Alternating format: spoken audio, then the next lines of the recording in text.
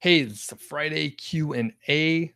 I'm going to talk about keyword research and affiliate marketing, Amazon affiliate sites. There's probably some project management questions in there as well.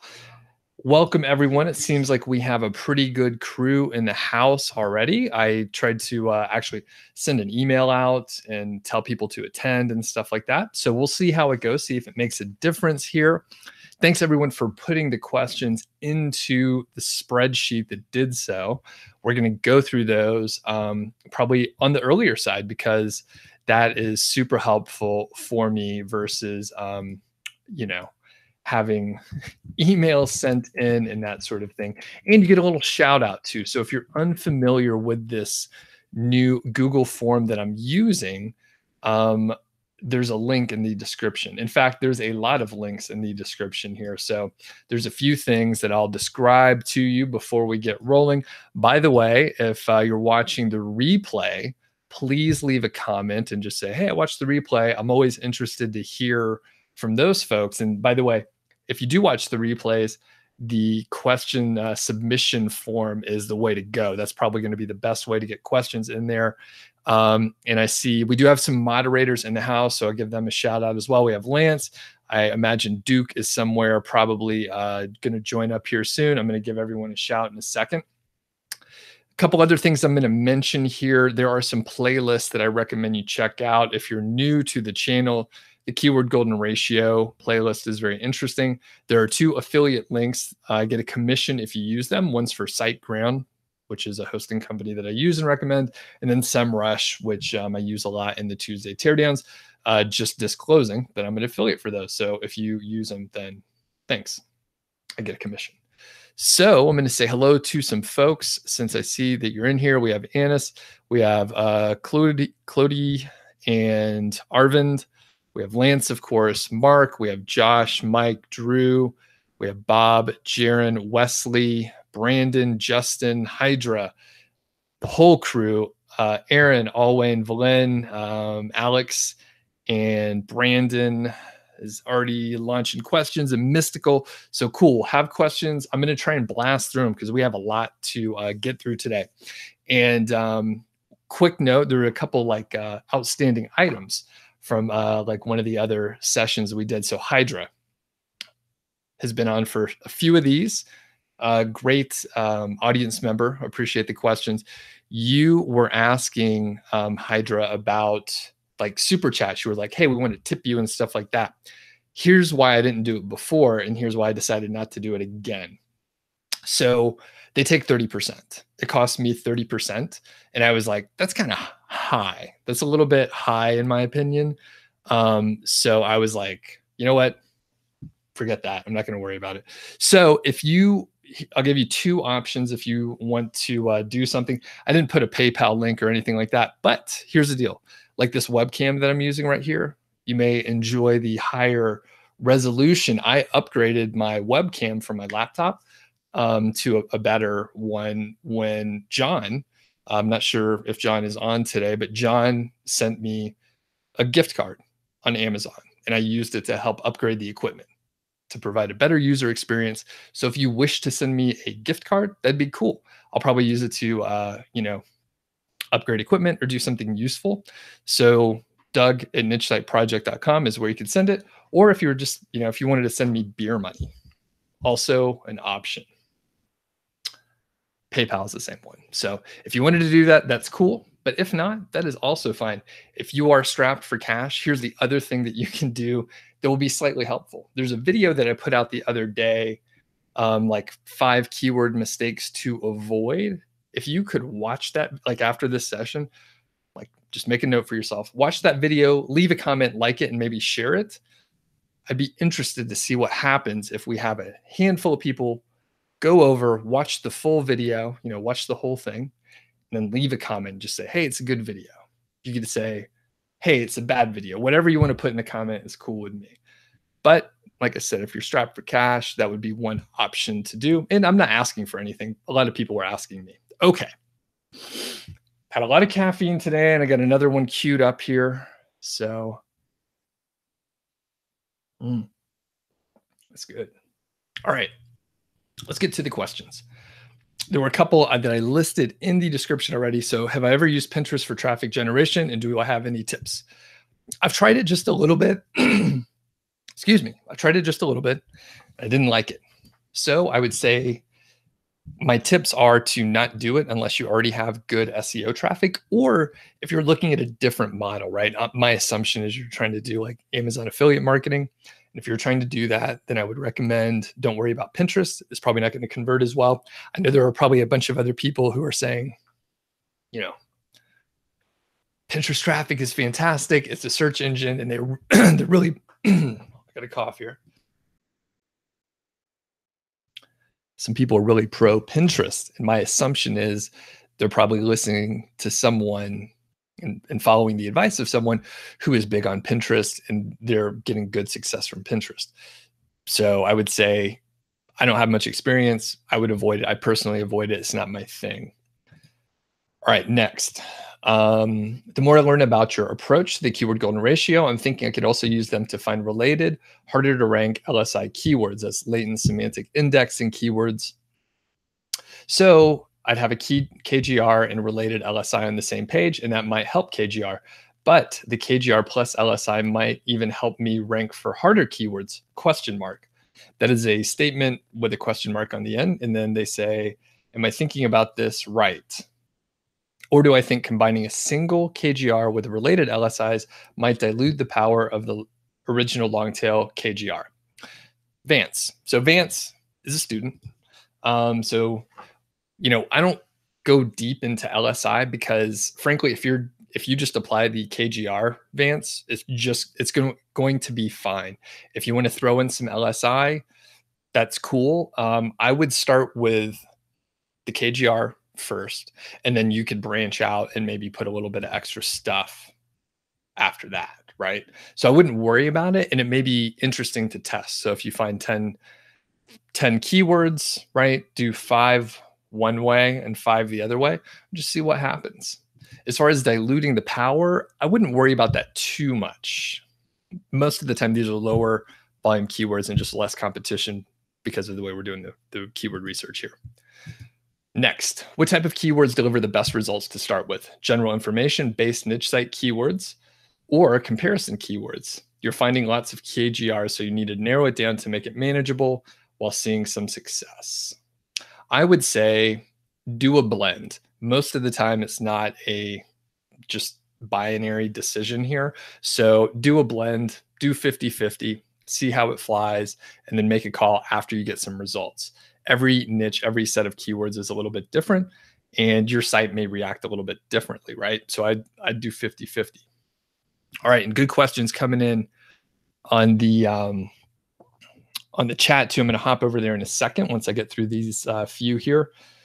Next, hello, Doug. I appreciate what you're sharing on the channel. You have a question. If you found long tail headlines, should I put it in the title as it is? For example, if I find blank needed for beginners, should I put that as the title of the post and write good content? Yes. Yes. I feel like maybe there's more to that question, more context that I don't understand, but you find a good headline, you find a good keyword, and then you write good content. That sounds great. Yeah, do that for sure. Next is, does YouTube commenting work just like blog commenting? No, not really at all. So much different. So when you leave a comment on YouTube, then it basically just like gives a link back to your like user channel on YouTube. So not the same at all. 100% different. Okay, next, I see I need to answer some of the questions in the chat. I'm going to try this like talking fast format to see how we do. If you have the opportunity, by the way, to hit the thumbs up, that is helpful. I do appreciate that. All right. Wesley and Brandon. Okay, I said hello to everyone. All right. Alex says, how many posts do you recommend posting on a niche site? However many you need, right? So Alex, you may want to rephrase that. Be more specific. How many posts? As many as it takes. Hundreds or 10, right? What's your goal? What are you trying to do here? Brandon says, what kind of keyword ratio should I use for a KGR article? You have 25 new terms and you're creating one article for each, but you never hear anything on how to use them in the articles. Okay. This is sort of a blanket statement that should apply most of the time. Use them in the title and then use them like one time in the post. That's basically it. Usually they're long phrases and less is more. You don't want to keyword stuff. So Brandon, there are many caveats involved there, but that'll get you started. You're better off underusing it than overusing a term.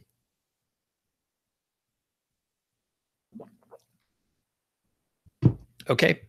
Anna says you started a website a few months ago. You have seven to 8 articles. You're wondering exactly you're wondering when to monetize and should you start with Amazon or AdSense?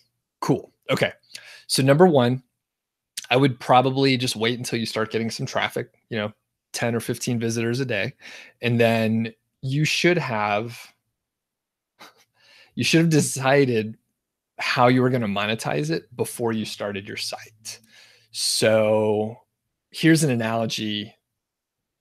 You could correct course, right? Maybe you've already done this, but let's say I'm going to go on a trip and then I got on the highway and I started driving and then I drove for several hours and then I was like, where should I go?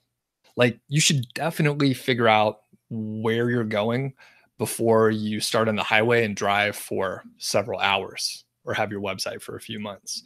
So my recommendation would be look at the keywords. And if there are products that are sold on Amazon, go with Amazon. If it is a more informational type topic, or if there are not many products on Amazon, maybe AdSense. So it depends on like what you're trying to do. Adam is on. Happy to be on the Q&A. Glad to have you here. John's on. Nice. Wyoming says, does anyone here have experience using the KGR and success? Did you build links? Okay. And Wyoming, I remember you left a comment and I did answer this one. And the answer is yes. And then I pointed you to, this is awesome, Wesley, who's here, right? So I pointed you to Wesley, who said he like confirmed it in the next line. And then Jaron also. So that's J and K, I think, in the chat here. So like the people that are in this success story are literally here with us right now. Vision Associate is on. I forget your name. Tim. That's right. Tim. What's up? All right. Next we have, let's see, Hydra, Steven, Lisa. Okay. Paul says, someone is hammering your site with tons of black hat follow links from spammy domains and anchor text and it's ruining your rankings. What do? You disavow them. Negative SEO sucks. It's definitely a real thing. It's literally why I try to, not share my sites and try and at least keep them under wraps, right? I know my friends at Income School, Jim and Ricky, they share their sites, and that is, it's great. I wish I could do that, but I've seen way too much, negative SEO. And really, you need to pull reports from Ahrefs, cross-reference with the Google Search Console, check out the links and disavow them. It sucks. You probably got to do it every couple of weeks. Lance says, you see a lot of other niche sites posting stuff. However, they aren't making useful infographics. It's just boring pin text and that sort of thing. Okay. Yeah. And the thing is, like, I think if you are active on Pinterest, if you are interested in it, like you could definitely make it work. I have some friends who they have more of a blogging background, not an affiliate background. And they have, they're huge on like Facebook and Pinterest. And it took them years to develop a following, but it literally could, they could post something and get hundreds of visitors in a couple hours. And it takes management, right? There are tools that you could use to automate some of this stuff, but basically it takes work. All right. Wesley says, how hard is your content hustle? In a year, how much new content are you publishing on average? Okay, so this year, not much. Right now, I'm in a revision mode, right? So I have a lot of content, but I would say between um, the end of 20, I guess like 2016 and 2017, probably 500 plus articles a year, something like that. Alwyn says, is EDU links okay to have? Yeah, it depends on, I would avoid the scholarship route at this point, but EDU links otherwise would be fine. Bob is asking, Bob, a fine student from Five Figure Niche Site, if you write a 1,500 word content, would it be a good idea to put a comment section under the article? Yeah, sure. You may as well just put comments on for all your posts. No reason not to. And by the way, Bob, in the course in Unit 3, I mentioned a few plugins that make it easier to manage the spam that will happen. Okay. Cedic says you're starting to work on KGR articles, but you're not sure whether to publish on an expired domain that you've had for 2 years or buy a new one. Well, if it's a clean domain, the expired domain may be more helpful, right? You may rank faster or not. Here's the deal. If it's an expired domain, Google knows that it's expired and like nothing happened on it for years. So it's kind of like resetting. Or it may rank a little faster. If you're going to use an existing domain, you're better off buying one that has been like an active blog for the last few years and then like building on that. So there's no way to really know. And I've had a little experience with the, not an expired domain, but like an auction site or something where you're improving it. Okay. And Duke is calling back to the LSI and KGR. So LSI may help you rank, but the verdict is still out. If you're targeting low comp keywords, then they are probably not necessary. And yeah, so I wouldn't worry about it. And let's see. I see Lance deleted a message. Okay, cool. Nice, Lance. On top of it, man. All right, as we're going through here, I see Andrew says, what's my recommendation on KGR keyword count? 1,000 words is what I like to do. Billy says, in regards to the question about the post title, should the KGR phrase be the title of the post? Yes. In the other videos, I mentioned catchy titles. How do you combine the two? Okay, so I would probably, actually, here's a good one, right? If you check out the video that I published the other day about keyword research mistakes, so it was like 5 keyword research mistakes. And then in parentheses, it was, what did I say? And how to avoid them or something like that. So that's how to make it catchy. I don't remember what I titled it, but it is a good title. I didn't realize it. So yeah, so it's 5 keyword research mistakes, parentheses, avoid these, exclamation point, right? That's good. And I encourage you to watch the video. If you want to do me a favor, right? If you want to help me out, this is how to do it. Watch that video, like it, and leave a comment. Do both of those things and even share it if you have the ability to.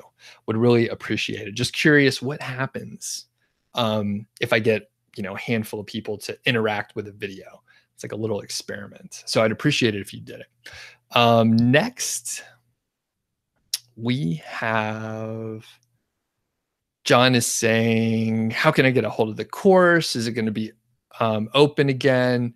John, okay, so it's not open right now, but I'm trying to work on like opening it up sooner. All right. So the thing is, I have a lot of interaction with the students and it takes a lot of time. So like you may have noticed this week, I didn't publish as many videos. I didn't do as much stuff because I'm busy. I'm busier. So John, if you're on the email list, you should be notified and shoot me an email. Like you could just reply back to one of the emails that I send out and just give me a heads up, sort of let me know your situation. All right, next. Bob says, if you create a 1,500 word article, is it better to put it into a blog or into a post? Do blog articles rank higher than post articles, assuming they both have the same content? I think, Bob, you may mean post versus page. And the answer is it doesn't matter. And in the course, I generally recommend you, all your review stuff, just make it a post. Just publish it as a post. But Bob, if you have follow-up questions, the support email address is the way to like get the specific stuff. I cover all this in Unit 4, though. All right, Duke says, okay, sorry, people are just saying, yeah, KGR works, and it works. Yeah, it works, it works, it works. Lisa says, what content promotion methods are working best for you? You've had success with Reddit, and you're curious what's worked best for me. The simple stuff of blog commenting and then guest posting. And I'll mention that I haven't done this, but Duke has mentioned doing Quora answers, right? So I've heard about that a lot, and I know some people recommended it, but when I took a look, I just didn't put time into it, to be honest with you. So I think Duke recommended something like 20 Quora answers and to link to relevant posts, and it was helpful for him. It actually, would bring in traffic. So, and those are generally on the SEO side.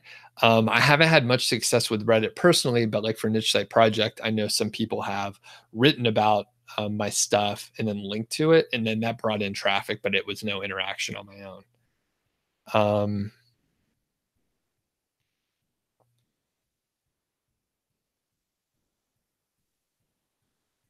I lost my spot, but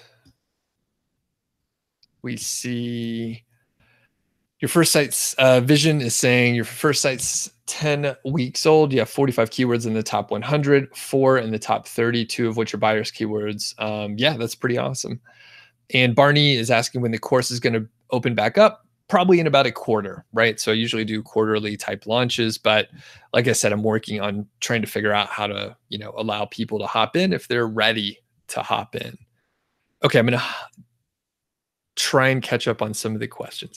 JS says, some of my KGR posts are ranked #1 when you search for it, but when you're checking out analytics, your most popular post is nowhere to be found, followed by the KGR post. Okay, that's interesting. If you have a question, let me know. Steven said you ran contests before and then submitted them to contest websites, and you got good backlinks from that. Oh, interesting. All right. And then we have Mr. Glue. You did 20 KGR articles. They're similar quality. Post length. After 2 months, only 2 are showing in the Google Search Console for 10 keywords. Any idea what might have gone wrong? So one quick check that you can do is like just Google the terms and see what shows up. So for example, if you Google the term and it's like all e-commerce sites, it's probably a bad KGR term, right? It's hard to compete. Google's telling you that e-commerce sites are dominating. Or if it's like all YouTube videos, then YouTube videos are ranking. So if you take a look, you could quickly see like what Google is favoring. So that's one aspect. The other is you could have terrible, no offense to you, Mr. Glue Power, but the content could be bad, right? It could be over optimized. It could be poor grammar. It could be, too many keywords used, right? So that sort of thing could really mess it up as well. So those are like the two main things. Lisa is asking about mastermind groups and stuff like that. So, for me, mastermind groups were huge, and I'm still in mastermind groups and chat with people. So for me, it's huge. Lisa's asking about people that are interested. D card's on. Josh says, how much more percent wise would you say the auction domain ranked better with a KGR versus a new domain? I don't know the percent, and I didn't do a test, but if I had to, if I'm throwing something out, it's like a sandbox of like 6 weeks versus like a sandbox of 6 months. Like it's that kind of thing. And a quick tip on the mastermind stuff. Number one, search to the channel. I did a couple videos with my friend Rob, who is also in a mastermind group with me.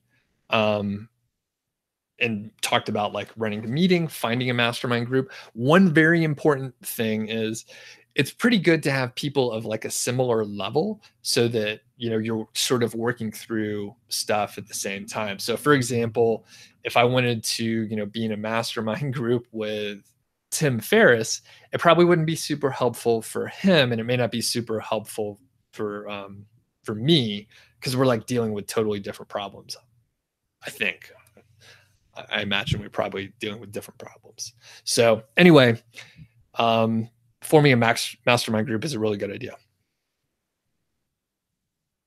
Hydra says, a little off topic. Oh, this is random day, Hydra, so it's all good. And by the way, I know I mentioned it earlier, so Hydra already knows, but the other people who have been following along for the last 2 days or the last several days, I decided not to do any sort of super chat stuff because the charge is something like 30, it's 30%, right? So I verified it's 30%, and I was like, that's too much. I don't want to give away 30%. So if you want to send a Amazon gift card, I'll probably use it to upgrade equipment in some fashion. Just Doug at nichesiteproject.com, or that's my PayPal thing too. So if you want to buy me a beer, you can just say, here's beer money, or coffee, you know, if alcohol is not your thing.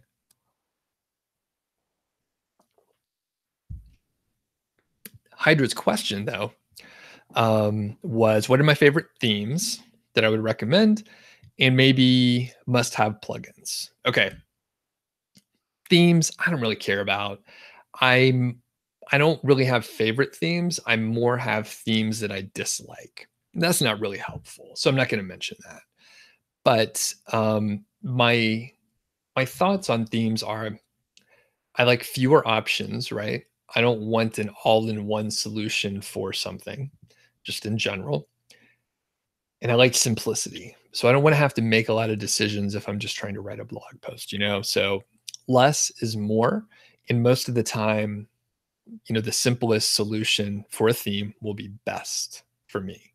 As far as plugins, I actually like Jetpack by Automatic, Akismet. There's one called like Site Lock or something like that, that allows you to change the login URL. So a few things like that I like to use. And there's one called GASP, which is GASP, and it helps reduce comment spam. It's like it creates a checkbox that you have to check to leave a comment. So those are the main ones. And then the other is a plugin, but it's more of a backup system. So I use Managed WP. I know there are free solutions and stuff like that, but Managed WP is like $2 per month per domain, and it's a no-brainer. They host it off-site. You can like very easily change and migrate your hosting, right? So you can just have a backup and then move your site to another hosting company. Okay. And next, I see Charmaine. Nope, I haven't gotten to your question yet, but I'm going to hop back over. Do I allow my writers to select products, or do I do it myself? Yeah, I allow them to do it. And I basically, you know, I work with them a little bit first, right? So maybe for the first couple posts, I'm like, here are 4 items to review. Or, right, if they've already worked with me some and they kind of get it and I trust them, then I'll tell them to, you know, pick 4 products, make sure they have like a rating of 4 or more stars on Amazon, and pick a variety of price ranges, right? I don't want them all to be expensive. I don't want them all to be cheap. I want the range. All right. Mystical Heaven says permalink best, probably the category post instead of just post right for the structure. I'm sorry. Can you rephrase that? I understand all the words, but not how they fit together. I'll try it one more time. Permalink best, probably the category post instead of just post right for the structure. Yeah, I think it's just the order of the words, but I can only think about certain things in a linear fashion here. I'm a student and I don't have enough budget. I find that most of the keyword research are paid. Are there any free alternatives? Is it possible to find effective keywords with free tools? Yes, there's one called Keywords Everywhere. I did a video on it using the KGR and Keywords Everywhere. So check out that video. It's free.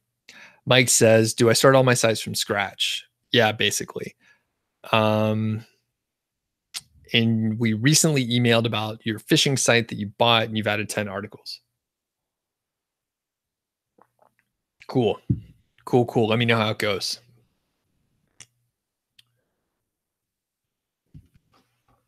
All right. Sharon's on. What's up? And then we have Barry. Haven't seen you in a while. When I'm outsourcing, I pay $15 per 1,000 words. Does it include research? Yes. Bob asks, when using SERPLab to check your rankings, why would the same page diminish from 60 to 90 when no content changes have been made? Bob, probably, like, your site's fairly young. So that's the Google dance. It just moves around some. So that's pretty much normal. And by the way, I see we have like 60 plus people. If you have the opportunity to hit the thumbs up, that is helpful. I appreciate it. It helps other people find it. And the other thing is I have a bunch of questions that people submitted. So I'm going to hop over there. Okay. So Valin, I'm going to giving people shout outs too. So Valin says, I have a quick question about the KGR. According to the experience, can you find KGR keywords in low competition niches, or is it applicable to every niche regardless of the competition? Well, I only have, in my experience, it works really well across the board. But your question is an absolute one, and it's not a great one, Valin. So it says, is it applicable to every niche regardless? The answer is no. It's not applicable to everything always. So I don't think that's what you really mean, Valin. But it works well most of the time. And I think if you actually did research on, like, really huge sites, then it's probably holding true in some fashion. I can give you a couple of examples that I know, right? So medical terms, right?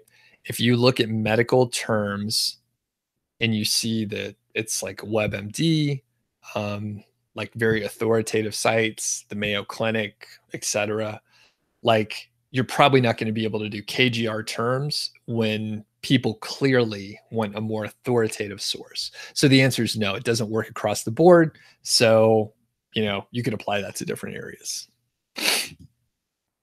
Max is a 5-figure niche site student, and he says, it seems like the days of building a super narrow niche site are numbered. For example, bestballpointpens.com. And he's saying, sure, you could corner the market, but someone will come along and outrank you. Am I thinking right here? Yeah, basically. Would it be better to start with bestballpointpenauthority.com, even though you're going after only best ballpoint pens? Yeah. So I cover this extensively in the course, Max. But basically, you should brand your site in a general way. So instead of going for best ballpoint pen, you'd go for like office products. And then you would focus narrowly on the best ballpoint pen. And then you'd be able to expand as you wish. You don't have to expand, but you have the option to. So what you don't want to do is paint yourself into a corner. And that, you said those days have been numbered. Those days have already passed, in my opinion. Can it be done? Sure, but we're not trying to build a small site with a capped income. We're trying to build a larger site. And I walk you through it in the course, Max. So no worries there. Yeah.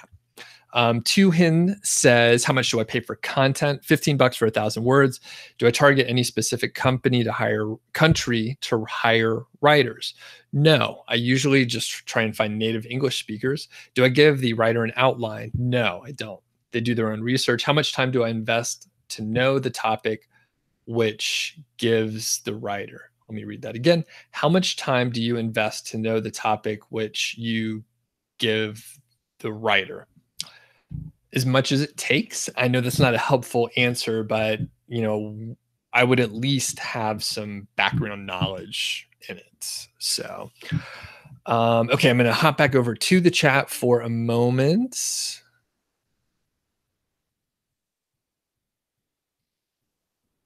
JS says you ran out of words. You wanted to know why the posts that are not ranking high on Google are getting more than the ones that are ranked. So most likely, JS, without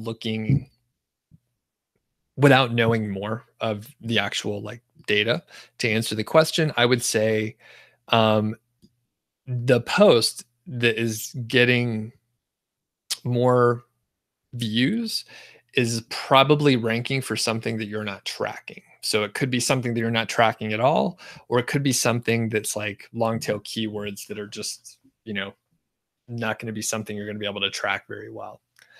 Barney asked, what are my thoughts on other mentors like Income School saying not to do keyword research? I think that's fine. Here's the deal.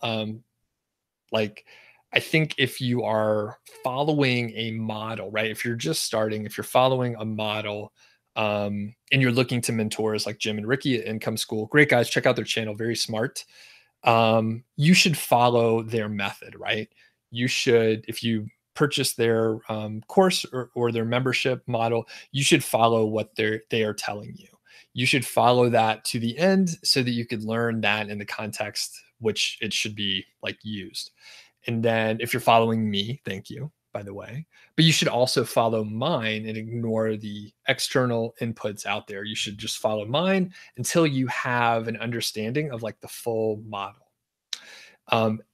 There's also dozens of other people in the same space. There's like Authority Hacker, there's Tung Tran over at Cloud Living, there's Spencer at Niche Pursuits. There's a bunch of people doing stuff, right? Pat Flynn, doing still niche sites and affiliate marketing and podcasting and tons of other stuff. But like there are many different ways to do it. They all probably work well, but here's what doesn't work. Barney, if you were to skip over and check out Income School, you take a little piece from me, take a little piece from Spencer, and a little bit from Gail and Mark and Perrin at Authority Hacker. If you're a beginner, right, you may have picked the pieces that aren't as good from each one of us, and then you ended up with some kind of mess that didn't quite work out. So the point is, you kind of have to like follow something for a while and then you understand it. And then you can mix and match. You have a little bit more expertise. And then you could say, boom, keyword golden ratio works well. You could apply that across the board. You'll think I'm really smart to come up with it, But as far as other mentors, I think, there's plenty of room for a lot of different people to do many different things. Okay, and Justin says, am I saying that the time in the sandbox changes depending on what type of keywords you are targeting? Now, I can't remember exactly what I was saying, but for the like amount of like search volume, like if it's a higher search volume, usually the sandbox is a little bit different, in my opinion. All right. Sharon says, what am I doing to become compliant with general data protection laws? I was just struggling with that in the last couple of days because it's a mess. I'm not going to rant on it for too long, but for me, the biggest impact is basically like my email list, right? And the opt-ins to tell people exactly what they're going to get. Because most of the time I send out an email once a week, but sometimes I send out a lot more emails than that. And in that case, basically, I'm like, am I supposed to put it like all in my opt-in and say, hey, sometimes I will send you an email like several times a week, but it's only like once a quarter? Like, how specific do I need to be? Apparently, it's very vague. I was talking to someone in a group that I'm in, and she's in the EU, and she was like, yeah, like we're all sort of trying to scramble, and it's very vague. And it's kind of like the spirit of the law. Like if you're not trying to do anything bad, it's better. Okay. Wesley says, oh, and I'm losing the battle on the chat. All right. There's so much. Wesley says, in response to Barney, telling someone not to do keyword research is like telling someone who doesn't cook to bake a cake without looking at any recipes. You got to do research if you want to come out right. I would generally agree with that. New Vision says, do I have any experience with turnkey e-commerce sites? The answer is no. You're wondering if it would be worthwhile to buy one and add your own KGR content. I would say probably not, but I don't know why. Like, you should have what are you going to do with the e-commerce stuff? Are you doing drop shipping? Like, what e-commerce business model? Vision says, can you give a quick appraisal of your site if you send the link? So if you have some feedback that you're on the right track, you signed up in April. So Vision, are you in the course? Are you in 5-figure niche site? If so, use the support email address. And yes, you can send me a link and I can take a look at it. If you are not in the course, I cannot do that.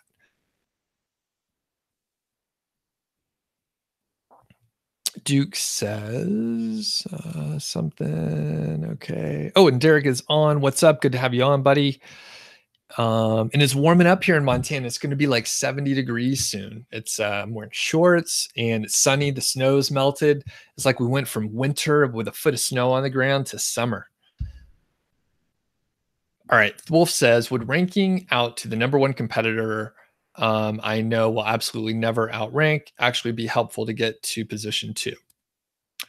Potentially. I have no issue ranking to some competition if they're a helpful resource. So I think there's some validity in that in general. Barry says you've been trying to conserve data on your phone, so you can watch the videos on Wi-Fi at home. Cool. All right, I'm going to try and catch up on the chat and then hop back over to the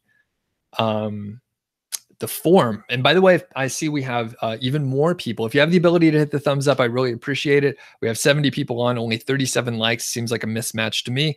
If you want to submit questions for future sessions, like if you're watching the replay, or if you think of something later, there's a link. It's a bit.ly link and it's a Google form. It makes it slightly easier for me. I haven't mastered how I'm going to make this work exactly, but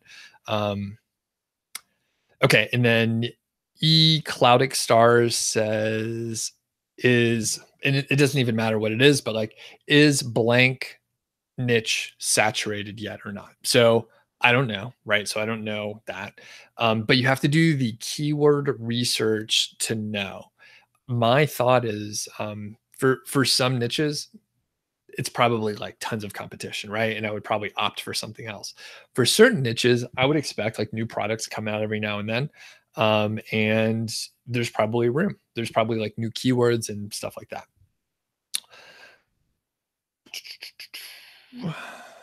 Paul says, you've noticed a site had a lot of traffic for a couple of years and then the stats started dropping to almost nothing. Why would it happen? So the rankings went down. So there's a couple reasons. One could be like maybe they had links that are now going away. Maybe they bought links in the past and those links are going away for whatever reason. Maybe if they were PBN links that, the PBNs went away, or the effectiveness of those links could have, declined if they got Web 2.0 links, the one that you're mentioning in the chat here. Specifically, I think they did use like some PBNs and or some gray hat link building. The other thing is, like, if there are better sites, then they would probably like move down, right? So if there's better competition with more links and they're getting better interaction and stuff like that, then those would probably move up and rank higher. Next, Marjan, I think I'm pronouncing your name right, says, what if the KGR is great and the volume is great, but there's not enough material for the 1,500 to 2,000 words of text? For example, how to change a tire on your car. Basically, figure out how to make it longer. Tell a story, something, right? So I would recommend taking a look at Outdoor Gear Lab or Baby Gear Lab, potentially some of my teardowns where I tell you about, they talk about the comfort of a boot for like 4 paragraphs. You would think you would just say the boot's comfortable or it's not comfortable, but you can elaborate on the material and the texture and how you feel when you're doing certain things. So I would say figure out how to make it longer, and maybe you can only get 500 words at first, and then, you have to step away for a little while and figure out how you could add to it later. Oh, and Chris is on. Good to talk to you yesterday. So this is Chris, who was a viewer, and now he's a coaching student. So you're curious if I had any positive results powering up tier 1 guest posts with other white hat links. I didn't run, like many of my things, I didn't do a specific test, but it is very common for me to have a guest post in which I link to my other guest posts. So generally, yes. And the thing is, like, if you publish a guest post and you're able to, put in one link to a money page, hey, that's great. It may be pushing it if you link out to, 5 of your pages and they're like, all right, dude, that's enough. But if you link out to other sites, which may be like good, reputable sites, they're like, oh, yeah, they're linking out to other sites. That's great. It just happens to be one of your guest posts. So is the answer, Chris? Yes, go for it.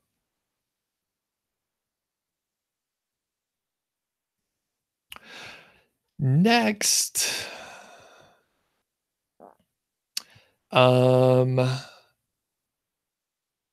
Kat says, hello, Doug. I tried to find Upwork freelancers using the template without success. 14 invitations, no answers. You tried to find new freelancers with private invitations. Don't use private invitations. That's my tip.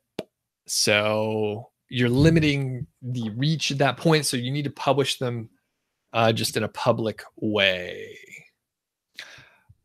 And Yokohama says you started getting search engine traffic within 1 month on a new site, posting KGR articles, and they're bringing in traffic from keywords that you didn't focus on. Very cool. And I'm going to go back to the form so I could thank the people that did, actually use the form. Next is Ken, who says you found a keyword with many modifiers. For example, replace my tail light, replace my forward tail light, blah, blah, blah, which have a search volume on each car and make. Is it best to use them in a long post, such as LSI, or maybe in separate? Okay. Basically, if they're KGR terms, I would probably go ahead and like put them in their own post. So if they're KGR terms, put them in their own post. There's no, like, if it's not specifically a KGR term, then you're fine to sort of group them together. And it may be worthwhile, like if you can group some together that makes sense, it could all serve the same kind of user to group them, and then not where it's actually distinctly different. Tom is in the course and says, can you tell me how narrow a good niche is? Generally not narrow. So there's some thinking that was out there years ago, and it kind of goes back to the question that Max was asking as well. It's like, these are not necessarily like narrow niche sites. Like niche sites could have 500 posts or whatever, right? So it doesn't really, like, you don't want to brand it too narrowly. You want to focus narrowly early, but then once you focus, you can expand it to however you want. And let's see here. Next, Kishi says, you started implementing the KGR and an interesting thing happened. Your KGR article is indexed by Google, but for some reason it didn't rank for the keyword, which I would understand, but 2 of the other posts rank at 120 for a keyword just because there was a link in the KGR post in the latest post section. Now those posts are not ranking anymore, and the real post is still not ranking. Basically, and Kishi further says, because he's smart, he says, I will, of course, give it time to see if it corrects itself, but you're wondering if we've seen that before. The answer is yes. Yeah. Yep. That is totally expected. And yeah, I see it all the time, especially with a brand new site and a brand new post. Next question, and I'm going to try and blast through these. Manth says, I have a niche site that made $100, but now it's $0 because some people did negative SEO and you disavowed the domain in the search console, but they keep building links. What should I do? I think you have to keep disavowing them. I'm not really sure any alternative, but people will probably give up if they keep trying to do something and then it doesn't work. So I would say keep disavowing them.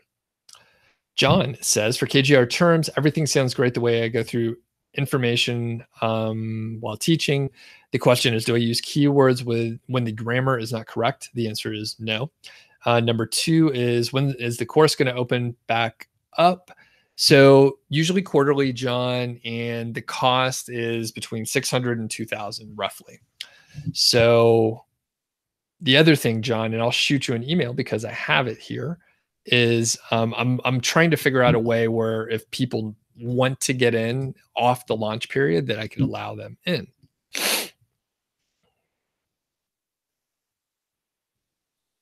All right, and I'll hit a couple more questions here. Zach says, you have a site with 2 top KGR product list pages, best blank under 100 and best blank for a type of user. Each gets a decent amount of clicks on the Amazon links, but rarely see a purchase. What are my tips to increase purchases after clicks to solve this problem? So first, I would sort of investigate, those are buyer's terms, which is good. So I would investigate if there are other terms that are potentially ranking and bringing in traffic. So if they are bringing in like traffic, it could be like a user that is not actually interested in buying. Additionally, you say a decent amount of clicks, but rarely sees a purchase. So the thing is, you probably need 100 clicks to get like enough data. And I would expect there would probably be, 4 to 10 purchases, something like that, 4 to 10 purchases per 100 clicks. So if you're not getting 100 yet, you don't have enough data. Meryl says, my site's organic traffic has increased significantly because rankings have gotten better, but your revenue remains the same. You were thinking that if your conversion rate did not change, the actual revenue should have increased because of the large increase in traffic. Do I have any suggestions to fix this discrepancy? So it sounds like the conversion rate didn't change, but it sounds like less people are clicking over, or the same number are clicking over to Amazon.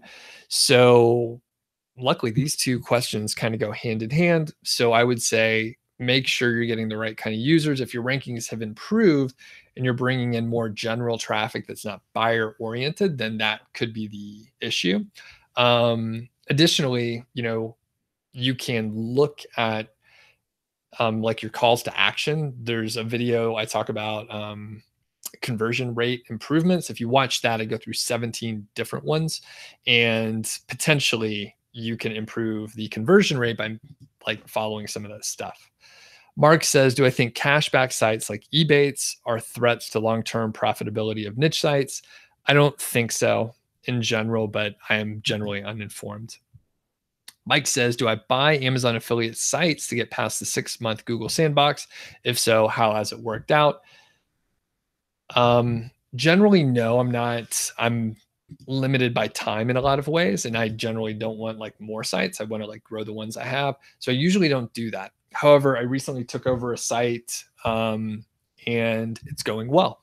I am not sharing like any more information on it right now because I'm still gathering data. So hopefully in a few months I could share some information and like show you some growth. Okay.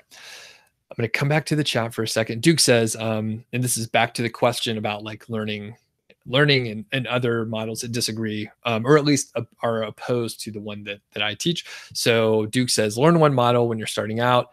After you've seen some success and know what works, then you could experiment with other ideas. Agree 100%. Wyoming says you're ranking number 2 for a KGR that gets 70 searches per month, according to Keywords Everywhere. And so far, it's only brought in 2 or 3 visits. It's been number 2 for 3 days. Why are you not getting more traffic?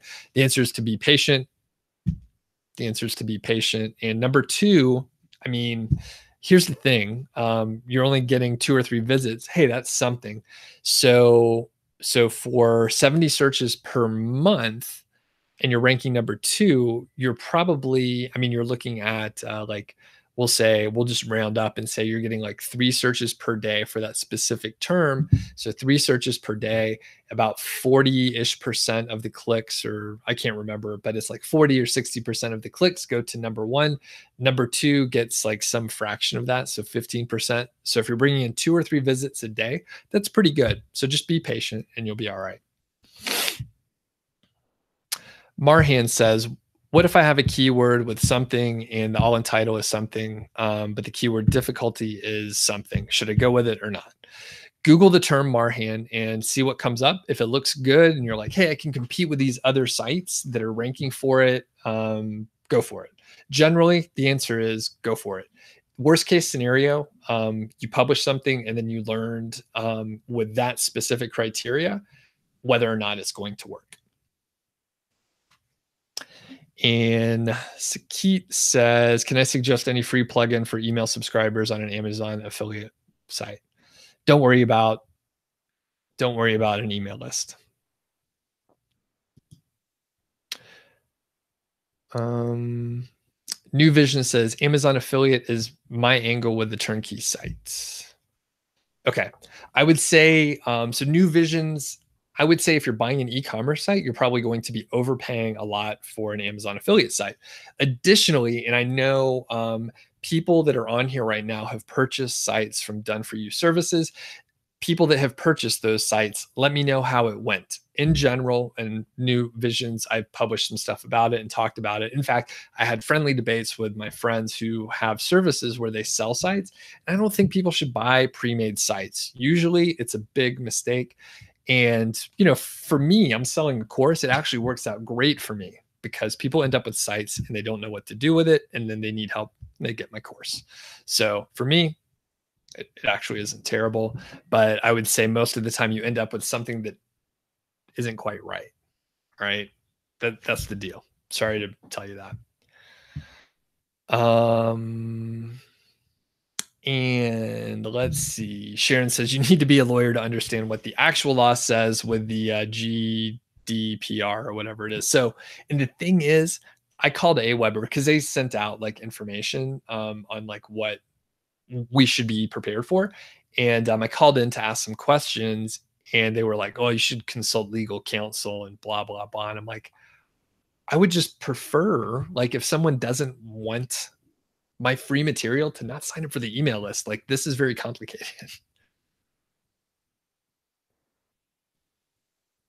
I'm drinking, if anyone remembers, several weeks back, several weeks back, it looks like I'm drinking urine, but it's not. It's kombucha. So several weeks back, I had like one of my my vlog videos, and I had there are people still paying attention, by the way. Did everyone hear me say that? So this is some black pepper kombucha. I put some black peppercorns in there. So it's like a little tart, a little sweet, and like a good black pepper kick. Really wakes you up. Anybody drink kombucha out there? Whoa. Tart. Mark says, you're in the automotive niche. You have products that any car owner can use. So your market is anyone that drives a car. How can you target your market the smart way? So I would say narrow it down. So my sort of point before to like, who was it? Where are those questions?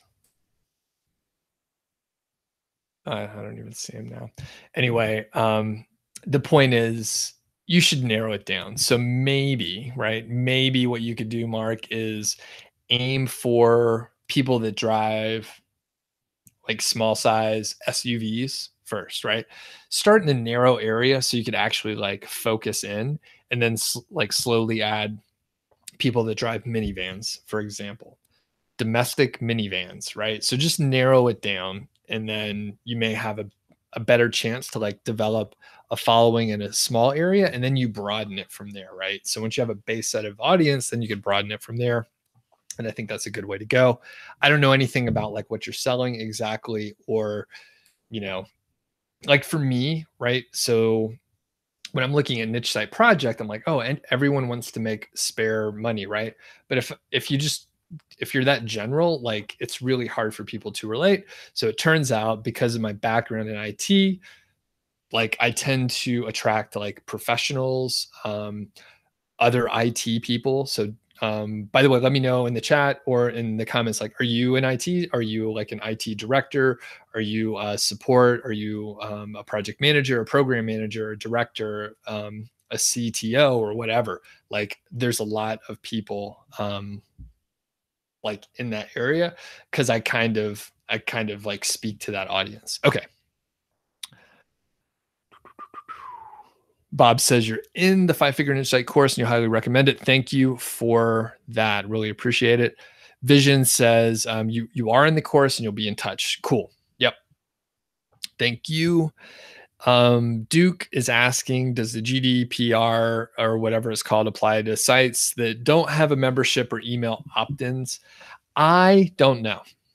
I have a feeling there's like some impact, but it is minor. Most of it is around email list and data, or at least the context of what I read. So it was like all oriented to around that because of my Aweber membership.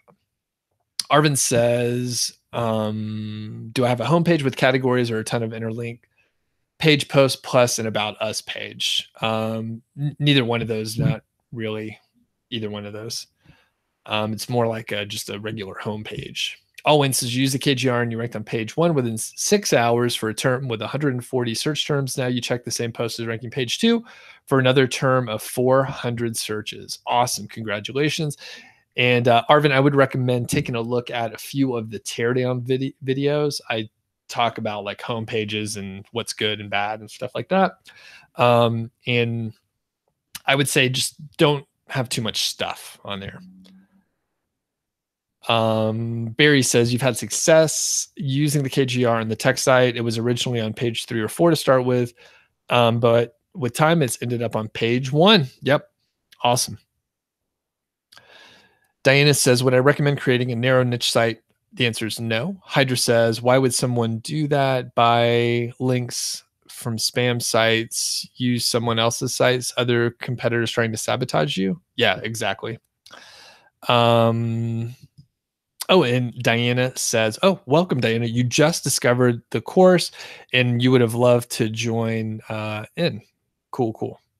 Yep. And Diana, shoot me an email at doug@nichesiteproject.com. Like I said, I'm trying to figure out how to alleviate the launch issues that I'm having, where people want to join, but like they just, they missed out. Barney says, can I provide a couple niche site examples? You're looking for sites that I would recommend to follow. You're new to this. So generally, Barney, I don't do that because it's unprofessional to out someone else's site, right? So not cool to do that. I do have site teardowns in which some are good and some are bad. As far as looking at the site structure, I wouldn't worry about that. And if you mean structure like architecture, I wouldn't worry about that. Just publish everything as a post, keep it simple, right? If you try and like plan things out, I'm a project manager, right? Like I like to plan things out. If you try and plan it out, you're going to end up building something that's going to change in the future and you really don't get a huge benefit from it. So don't worry about it. But there's 2 playlists where I do site teardowns. And if you just search like niche site teardown or Amazon affiliate site teardown on my channel, you should find like tons of examples, Barney, and it'll be hours of stuff for you to watch. I recommend 2x speed. just so you can get through it. And check them out. I think those will be really informative for you, because I look at bad sites and I look at really good sites. I look at small ones and bigger ones. All for One says, you built a new site with KGR and it's working well. Your question is, you want to translate the site. Should I build a new one with the same content, or should you put land flags on top of it? I'm not sure. I don't have any experience with doing that. So I would say do some research on any sort of duplicate content. I don't think you're going to get a duplicate content. Again, double check, but I don't think you're going to get a duplicate content issue with a translation. So go look at Neil Patel's site, and he has, like, I'm pretty sure the same content in other languages. So I don't think there's an issue with it. I also expect that he probably talked about doing that. Barney says, did I develop Keyword Keg? No, but one of my readers did. Are those numbers more accurate than other keyword tools? I don't know. You came across Keg keywords as an ad on Keywords Everywhere. Gotcha.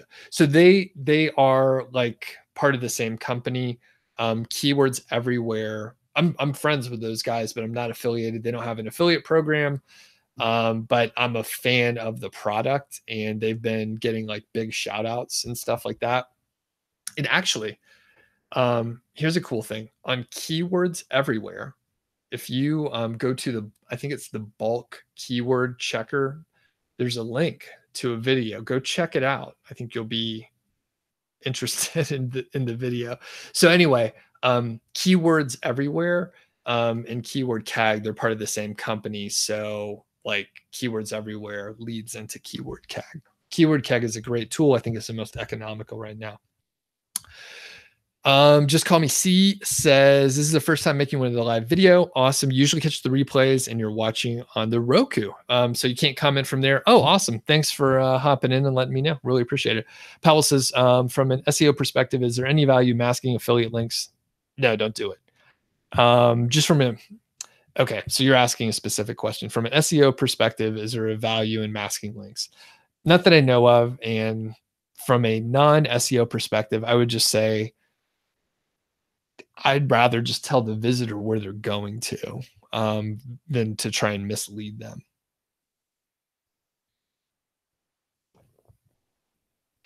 Mr. Glue Power says, not drinking kombucha, but it's on your short list for niche sites. You did research on kombucha. Oh, have I ever done research on kombucha focused niche sites? No, I haven't. But I did do a lot of research for kombucha. So I have some info on that. Okay. So some people are heading out. Barry's leaving. See ya, Diana. Thanks for hopping on. Bob says, maybe you weren't listening, but is there a program to find the keywords that other sites are using? Yeah, SEMrush is what I recommend. There's a link in the description, Bob, and it's my affiliate link, but it's a little bit expensive, but super valuable. So a lot of times for a tool like that, I'd say like just get it for a month. I mean, you get a 7-day trial, but I would say get it for a month and you can get a ton of keywords. And in the course, Bob, like there's some good information on like what you can do with SEMrush. And actually one of the videos I'm planning on adding due to just request is to go through my process of like looking at SEMrush and then getting KGR terms out of that.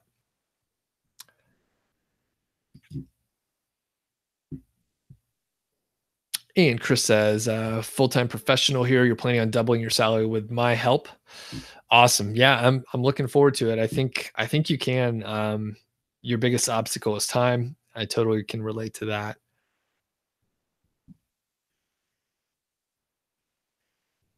Barney says, you thought masking links was to stop people from stealing your affiliate commissions. I recommend you check your source, because that doesn't make sense to me at all. So here's like, if you cloak your link, right? Let's say it goes to ClickBank. If you cloak your link, someone can still click it and then they could just get that link, right? It eventually will redirect to wherever you want them to go. They can just snag that, right?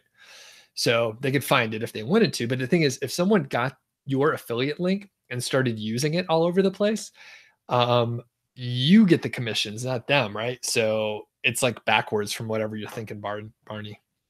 All right, and there are a couple questions um, here that were sent in. John says, what's the process to determine which article you will add extra content to a published post? Basically, if it's ranking well, then I'll add more content to it. Your definition of well may vary to whatever fits your site. But I was going to say, if you're looking at anything in the top 20, is probably a viable thing. All right, Dustin says, what's the best way to determine the overall competition of the niche? So it's very difficult to determine the overall competition. And the way that you would do it is to like look at all the keywords that you are targeting in the niche and then use a like competition research like analysis sheet. I have one in the course. And it sort of walks you through like in a systematic like data like driven way so that you can compare two niches both with like quantitative and qualitative data. So part of it is like sort of your impression, and then part of it is like literally data of number of links, amount of content, where they're ranking, stuff like that. So your question of like overall competition is difficult to answer. It would take a very long time. In general, you probably don't need to know the competition of the overall niche. You just need to know for the keywords that you're going for. That's why you would just check those. Adam says, you'll have the content and you're a member of 5-Figure Niche Site. Awesome. Thanks for the support. And I'm having trouble making word wrap work for everything here. Okay. While building your sites, do I have any tips for the best way to supplement your income by doing some article writing or SEO on the side? So I think what I would recommend, Adam, is I think right now, actually, I know it's profitable is a guest posting service, right? So I used to have a guest posting service and decided I didn't want to work with clients. They were mean and they would try and beat you up on the price, but it was edging on like a 6-figure business, right? I mean, it was edging on that for a portion of the year, which I was like working on the service. And not top line revenue, like profit. So the point is guest posting is very profitable. I literally get questions all the time. What guest posting service should I use? So Adam, if you can do it effectively, then you can make some money on the side with it. So that's what I would recommend. As far as article writing, like, if you're good and you're qualified, then you could, make that work to make some money from it. So, okay. Next, Paul says, is someone is hammering your site with tons of black hat follow links from spammy domains and exact anchors, and it's ruining your rankings. What do I do? Disavow them. And thanks, Powell, for asking that. Art says, what's the recommended monetization strategy for the first 10 to 12 500-word articles? AdSense, Amazon, ClickBank, primary and secondary. Basically, wherever you're getting that strategy, you should follow that person and ask them. So I would say don't do 500-word articles, do 1,000 words. And then whatever keyword, right? So I'm changing your question so that it's more useful. So you should figure out your monetization strategy based on the kind of traffic that will come to your site. So if you're reviewing products that you could buy on Amazon, probably Amazon. If you're reviewing products that you could buy on ClickBank, ClickBank. And if it's more random, then perhaps AdSense. Keru says, is language learning a good affiliate niche? I don't know. I've never worked in it, but my thought is probably. It's probably a good niche because people want to learn languages. So if you're into languages, then you probably can do pretty well at it. Good question, but I have zero experience on it. Sharon says, maybe you could do a video on the GDPR or have a course on it. Yeah, you know what? I think then you're like legally roped in if you're like giving advice on stuff. I have someone actually sent me, I think there are some free courses where they walk through like what to do.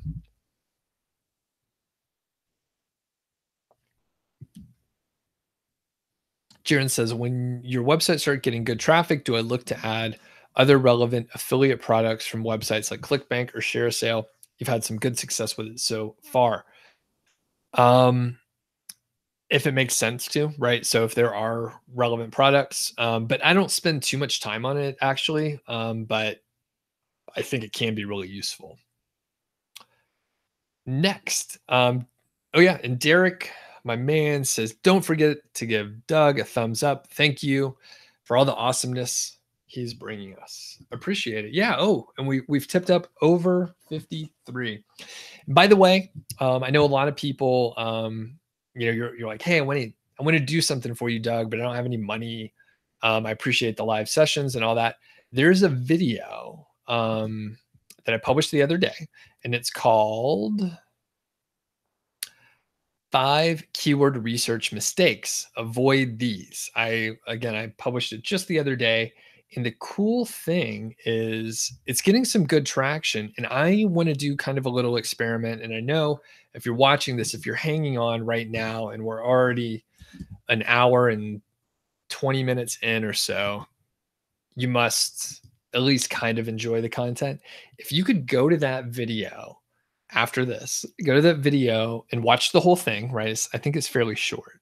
Watch it and then leave a comment and a thumbs up and potentially even share it if you have the ability to like share it on Twitter or Facebook or something like that. I'm really curious if that will help that video to be shown to more people.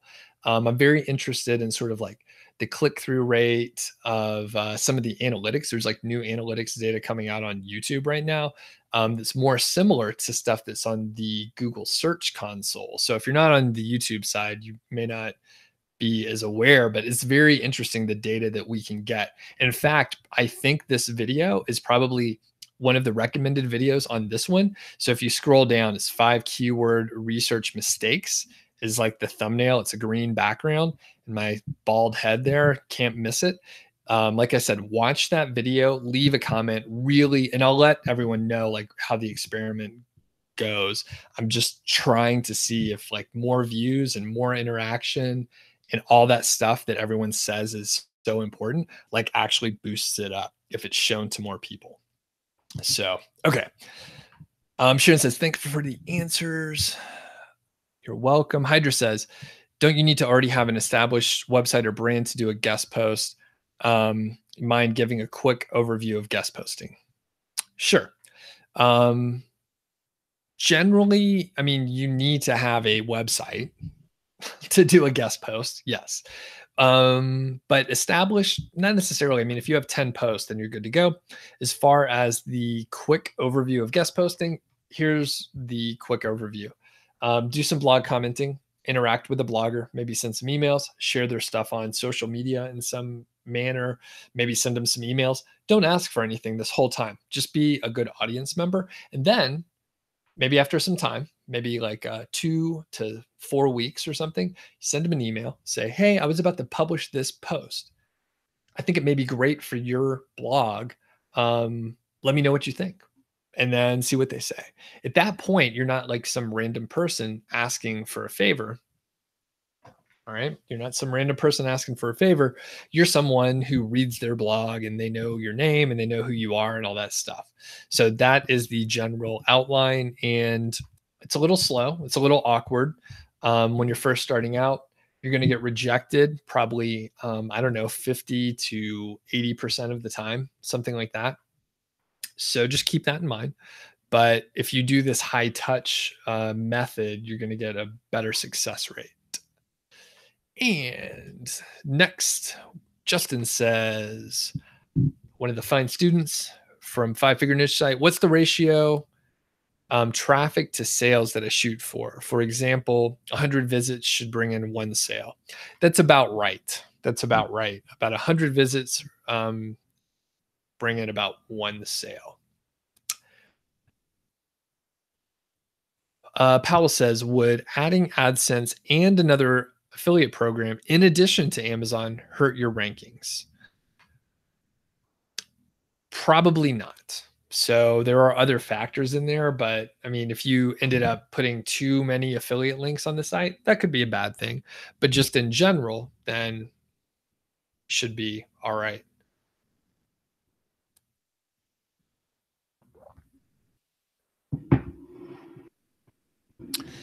And Duke says, it seems that comments on YouTube videos help with rankings, just anecdotal observation. Yeah, and like the word on the street, right? Other videos that I've watched, it's like the number of like the amount of watch time per impression. So when it comes down to it, it's just a conversion rate and it goes through a funnel just like anything else. So like if you find, and I see Derek says, add the link to the video. I will add the link. The other thing is like it may actually be more valuable if you find the suggested video, because this is what I want, right? I want this particular video to be suggested to people outside of my audience. So probably if you watch several of my videos, you will see many of my suggested videos either on mobile or on desktop. And if you find this 5 keyword research mistakes and you click on that, that impression, right, became a conversion. And if you actually watch the full video, that becomes like a great metric to have. And then on the back end, if you actually interact with it, leave a comment, like it, share it, like I think all that will be sort of, it's like a compound effect, right? So I think the comments are helpful, but if someone actually watches the full video, that's a really good thing. In fact, maybe watch it a few times. I don't know. That seems like a good thing. I've watched videos multiple times when they were good.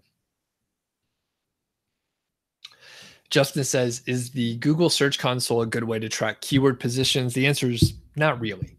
It gives you interesting data, but the number of impressions and the rankings make a difference. So if you hop on the Google Search Console and you see you rank number one, but there's only one impression, that means they tested you out for a particular term at number one person saw it, and then they, something happened. They clicked on it or they didn't click on it.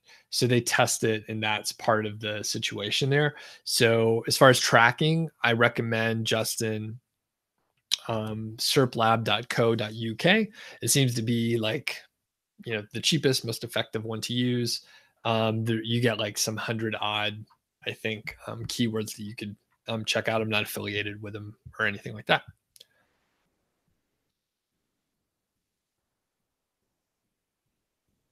Okay. Omar says, hi, Doug. I have a question. I'm just getting started.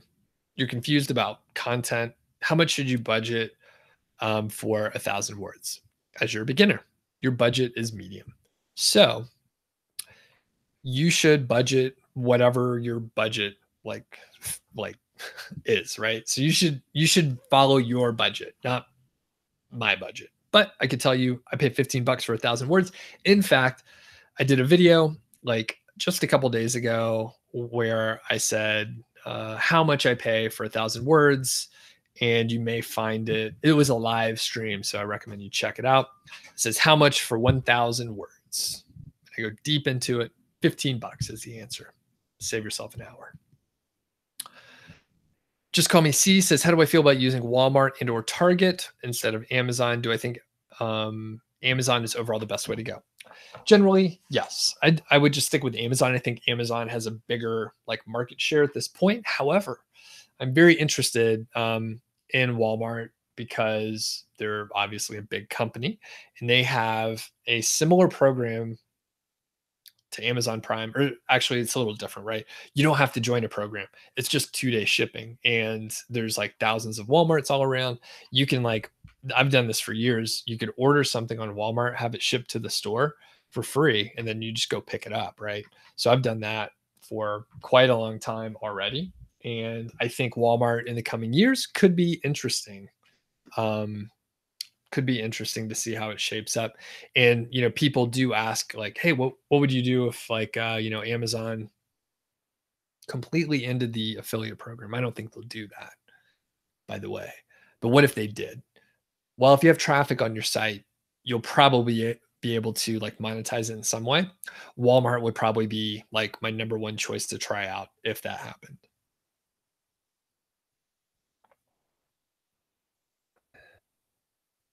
All right. And Duke is mentioning using Walmart, Sears, and Overstock for price comparison. You're finding that Walmart doesn't, or sorry, that Amazon doesn't always have the best price. Totally true. And I think if you have the ability to do that, it could be, a good way to serve your readers better, to give them a better price.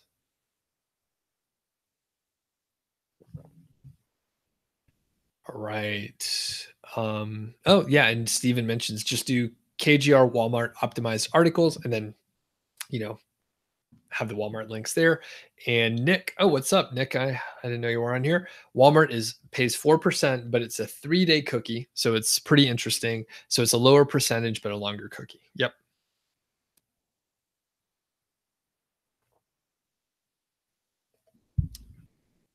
All right, cool. So we've been at it for a while. Any other questions out there? Let me check the spreadsheet. I know sometimes people submit them as we go. No, I think we got to them all. And a little behind the scenes for all the friends that are hanging out for pushing an hour and a half here. Um, the submission form just gives me new ideas for questions, right? So people ask questions, so I could just do a video and or a blog post just like that, right? So it's pretty cool, and I can tell everyone sort of like what I've been working on here. So I have I have a couple things coming up. So one is I'm doing planning, right? So for a while, I've kind of been on a treadmill of producing content. For a while, it was blog content. For a while, it was YouTube content. A little over a year, actually. Published a lot of videos. I've grown the channel from about, I think it was like 600 or so in early 2017, and now we're in the like mid 6,000s or so. Small, modest channel, but for me, a lot of growth. And if you look back at some of those videos from not even that long ago, they're terrible. They're just terrible. It's pretty funny. That is actually a video on my list to make, just to look at how awful the videos are from back then. But I kept at it, stubborn. I persisted. I kept making more videos. I got better and a little bit better. And I'm sure when I look back a year from now, I'll think that these videos are awful. But I'm growing and I'm learning. The point is, I'm sort of planning ahead a little bit so that I'll have, content banked up. I'll have a buffer. So I'm probably going to not publish as many videos over the next, say, 6 weeks or so. And it's not going to be crazy, right? I think I'm going to still do like 1 to 2 live streams per week and maybe publish 1 to 2 videos as well. So we're still talking like three, maybe 2 to 4 videos per week in general. But I'll be able to plan out a little bit more. And I'm having Mackenzie, my assistant, help me with more pre-production work so I could be more effective on like the stuff that I'm better at versus trying to, spread myself too thin. So I'm planning a bit, trying to get ahead of the ball here.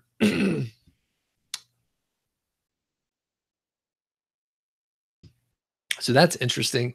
And, part of that is like just working ahead a little bit more. And I hope, well, that coughing didn't help it.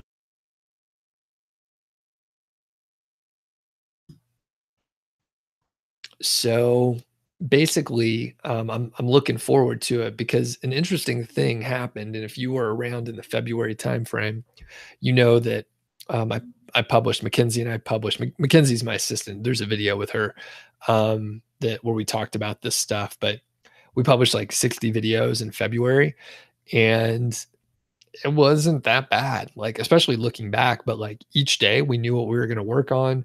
We planned ahead for like 10 days before that, and like we were less stressed out when we were doing that than like afterwards, right? So March and April, it's been a little bit more of a scramble. There's been other stuff going on, of course, but the point is like planning, like remove the stress, and I want to do that again. So looking more at like, hey, what videos are coming out this quarter? What are we doing? So pretty excited about that. And then to that end, I know a lot of people watch Alex at WP Eagle, right? Give me a shout in the chat. I see some questions I'm going to come to in a second. But if you're a fan of Alex at WP Eagle, we're planning on doing some collaborations here pretty soon. We have some pretty cool ideas, so we're emailing back and forth, and I'm excited to work with him again. It's been great, just doing links back and forth and like sharing the audience, and it's a great audience that he has at WP Eagle. So keep an eye out for that. Probably be coming out in a few weeks. This is a little wrench I'm throwing into the mix with all the planning, but I was like, this is a great idea, Alex. I can't wait to work on it. So I think it'll be really cool, and everyone watch out for that. Okay, Pierre says, do I have any recommendations regarding a guest post service? Generally, no. No. I haven't used the service from the Hoth, of which I'm an affiliate. That's the only one I'll mention. So I know I've heard very good things about it, and then I've heard mixed results from it. The Hoth, in general, great service, fantastic service, really well done. They've just been growing and growing, adding more and more services, and they're very good. So that's one that I would recommend as far as one to try out. As far as the recommendations for like getting a service for guest posting, like anything I've used, I wasn't really happy with it, to be honest with you. Omar says, do I have any recommendations for content writing? The Hoth has one that's pretty good. Other than that, there's a bunch out there. I prefer to hire my own folks, just generally. So no. Kronos says, have I considered doing drop shipping? No, I haven't. I have not. And Bob R7 Eagle says, Alex is great. The Eagles hang together. That's right. Yeah, and if you don't know WP Eagle, check it out. He's more on the, WordPress side, but he has a ton of content on Amazon affiliate stuff. Really smart guy, and he does WooCommerce, so WooCommerce implementation for Amazon affiliate sites, which I've never messed with it, but it seems to work well for him. And when you put like my strategies together with his, where mine's more content heavy, and then his with an automated WooCommerce, if you keep it under control, I think you can blend the two together. And this is one of those deals where like when you blend the right ideas, you can get something really great. Pratik is on, and I think things are winding down a little bit. So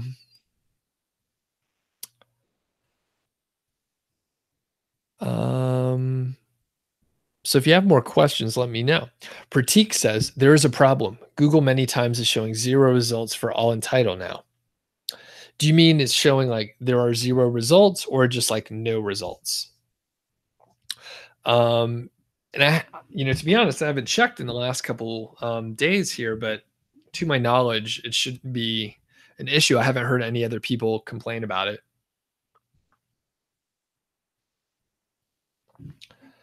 All right. Cool. And I was shooting some videos in the last couple days trying to get ahead for this this little stretch of the next 4 to 6 weeks, sort of planning to take a little time off. The other part with all of that, And Bob's asking if he should tell lawyer jokes. No, I think we'll be all right. Brandon says thanks, and Pratik is saying that my keyword playlist is not a proper link. Thanks for letting me know. I probably copied and pasted it wrong. Evan's on. What's up? Sharon's out of here. Have a great weekend. Yeah, you know what? It looks like those lists didn't get done right. So sorry about that, folks. I must have copied and pasted it wrong. It's kind of funny how these links work. So, okay, quick note. I know it's sort of winding down. If people are just joining up, one favor you could do for me, if you're interested in doing favors, there's a video that is probably recommended. It's called 5 Keyword Research Mistakes. If you have the ability to, and you want to do me a favor, if you could watch the video, watch the whole thing, and then leave a comment and like it, and maybe even share it, that would be great. I'm sort of doing a little experiment, and I may ask some more people to do this, a little experiment to see if, like me just literally asking people to like give a little love to a video will help it be suggested more. It has like very good metrics on my end from what I'm measuring, some of the best that I've done.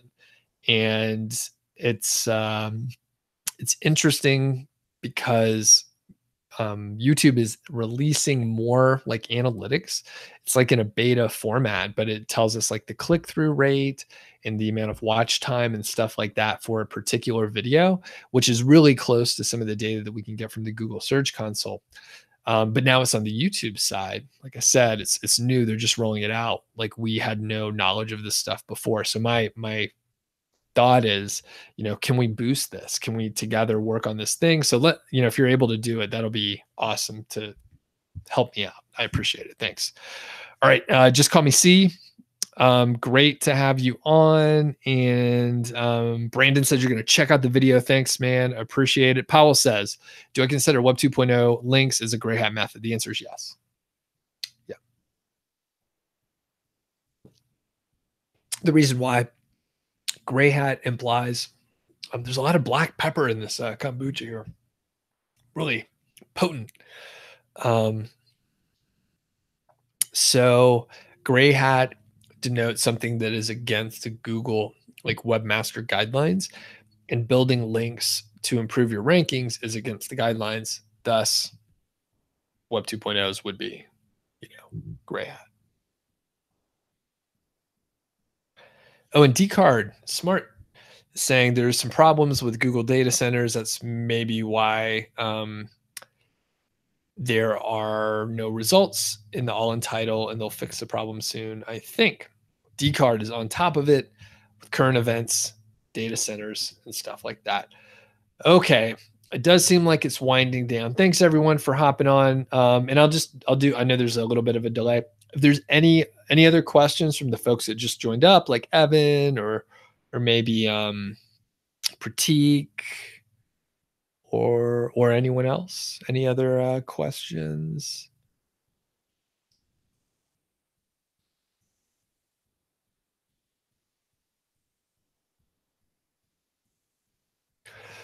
Awesome. All right. And I think everyone have a good weekend. It looks like there's not going to be any snow for at least a couple days here. So that's going on, which is good. So it's sunny and warm. Wearing shorts right now. Evan says you have a philosophical question, maybe for next week. All right. Sounds intriguing. Feel free to submit it in the form, the bit.ly link. That one actually does work. Thanks everyone for hopping on. Appreciate it. We'll see you next week. Although there may be a slight schedule change next Friday, maybe taking Friday off. Maybe we pull this in to another day. So I'll let you know. I'll schedule it as needed. All right, everyone have a great weekend. See you next time.